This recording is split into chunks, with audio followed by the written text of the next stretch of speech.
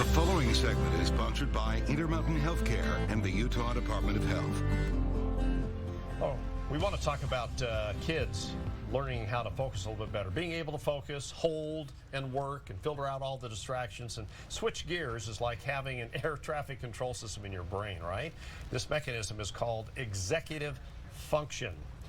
So we have an expert here. This is Katrina Jensen, an RN at Intermountain Moms. Thank you very much for coming in. So focus is a big deal with kids. I think isn't it? Shifting gears. Yeah, I think with the electronics and all the distractions, it's gotten to be like one of the biggest challenges as a parent.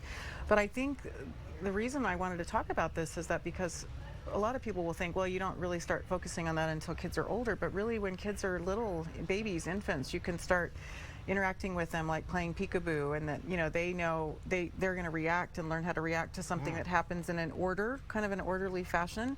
And so then when you think about even your preschooler, it's like, well, where's your backpack?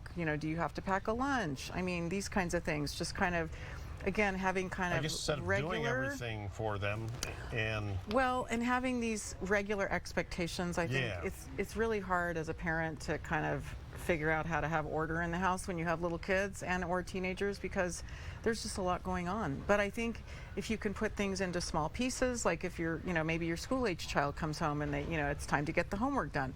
So how do you approach that, and how do they initiate getting that done on their own more and taking that lead, if you will? Right, so I guess but maybe as a lay parent, out some tips that we can do. Well, for sure the tips are have a consistent approach, of course. I think as a parent we all need to have consistency, because kids thrive on consistency, and they thrive on routine, and the less routine kids have, the more scattered they're going to be.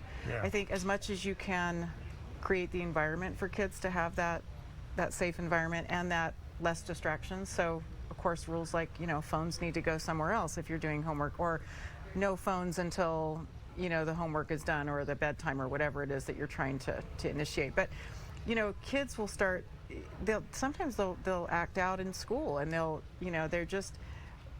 start to get angry, or they'll start to get frustrated. Yes, it can. And I think if you can just kind of narrow it down into these steps and try to create that environment at home, and then they can hopefully have that support in school as well. That's some great stuff to keep in mind. Katrina, thank you very much for that. Appreciate it. Ron. I kind of need to go through that same regimen myself. I think we all as old as I am. have executive function. We all deal with it every day, because it's just part of being a human and an adult. But start young, okay, I think is the point. Good advice. All right, Mary, back to you.